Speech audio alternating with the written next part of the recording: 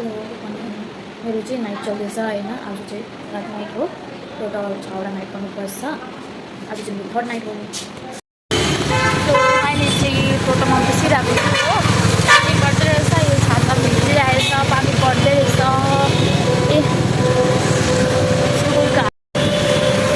यस्तो मजाको दिन भइरहेछ है। आज चाहिँ नाइट गरेर चाहिँ सुत्नु चाहिँ एकदम मजा हुन्छ क्या हो। शीतल भइरहेछ।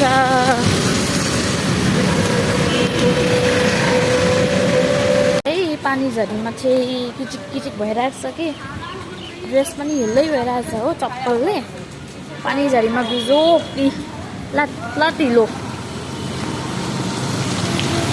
यस्तो हुन्छ है। म मनै पर्दैन, त्यही कारण बरु घर पुगेर पानी परोस् कि हिँड्दै पानी पऱ्यो भने चाहिँ यस्तो हुन्छ है। अझै किचिक किचिक लात हिलो भइरहेछ। धन्न चप्पल लिएर आउँछु र मात्रै।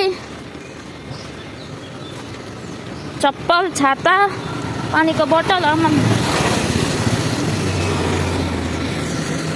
यस्तो हिलो भइरहेछ कि प्यान्ट चाहिँ अब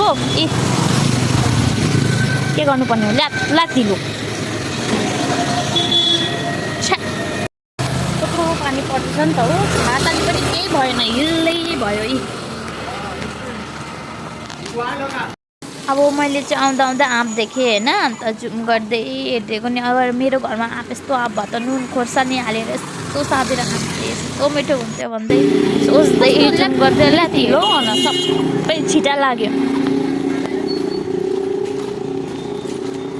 हिँड्नु चाहिँ एकदम राम्रो भयो, शीतल भइरहेछ, हावा आइरहेछ कि। तर हिलो चाहिँ हिँड्नु मन नपर्ने। छ्या त्यसै यहाँ सिलगढीमा कस्तो घिन लाग्छ। सिक गोबर पनि त्यही हुन्छ, कुकुरको उयोहरू पनि क्या हो, पटेहरू पनि हुन्छ। मान्छेले फेरि पान खाएर थुकेको कस्तो सिक लाग्छ यो हिलो। यस्तै पानी आइरहोस् कि दिनभरि सुत्नु मजा हुन्छ। नाइट गरेर चाहिँ खानुहरूको केही चिन्ता हुँदैन कि, केही दिमागमा आउँदैन, खालि सुत्नु। यस्तै दिनभरि पुरा पानी आओस्, सुत्नु एकदम मजा।